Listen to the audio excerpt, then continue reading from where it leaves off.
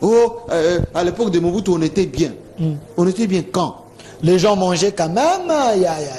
Monsieur, on était bien quand? Je vous ai dit que dans les années 90 déjà, il n'y avait qu'un seul supermarché à Kinshasa ici. Sedec. Sedec qui est là. Okay. Vous connaissez Sedec, ça se trouvait où? Vous voyez la Sozacom? Juste derrière là, en son frère. C'était là. Seul supermarché. Joseph Kabila, il a laissé des centaines de supermarchés. Je dis bien des centaines. Mais pas entre les mains des Congolais, parce qu'à l'époque, n'empêche, à l'époque de Mobutu, il y avait les Konsebou, il y avait le Mbemba, il y avait les Dokolo, il y avait les commerçants congolais. Mais aujourd'hui, à l'époque de Kabila... Vous êtes en train de parler d'une manière subliminale. Moi, je vous parle du concret. Parce que vous parlez de ces marchés, voilà pourquoi je vous ai cité oui, avec quoi? les commerçants congolais, mais sous Kabila. Mais dites-moi, ces commerçants-là... Tout est devenu entre les mains des Indiens, des étrangers, on a... Oui. Et depuis quand sont entrés les mains de qui? Il y avait quand même des Congolais qui arrivaient à relever la tête à l'époque. Si vous prenez par exemple tous ce que vous appelez là, la plupart de ces gens-là, on leur a donné des entreprises qui n'ont pas fructifié.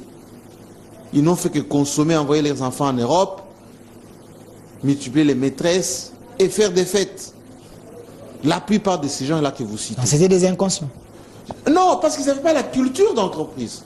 Il y avait 2 ou 3 ou 4. Mais la plupart d'entre ces gens, c'était, excusez-moi du peu, des bénéficiaires de la rente. Est-ce que vous comprenez?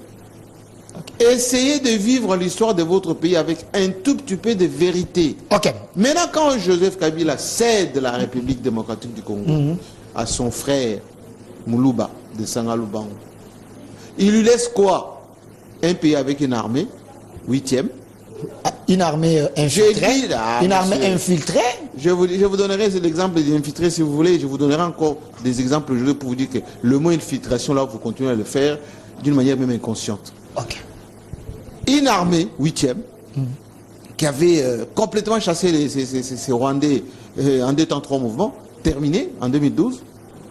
Une économie qui tienne la route avec des fonds souverains, ce qu'on appelle les erreurs d'échange. Une compagnie aérienne, des compagnies de transport, avec un gouvernement qui travaille dans ses propres bâtiments, avec des routes, des ponts, etc., etc. Mais le Congo, c'est un continent. Quand on vient, on continue à améliorer ce qui a été fait. On ne passe pas le temps.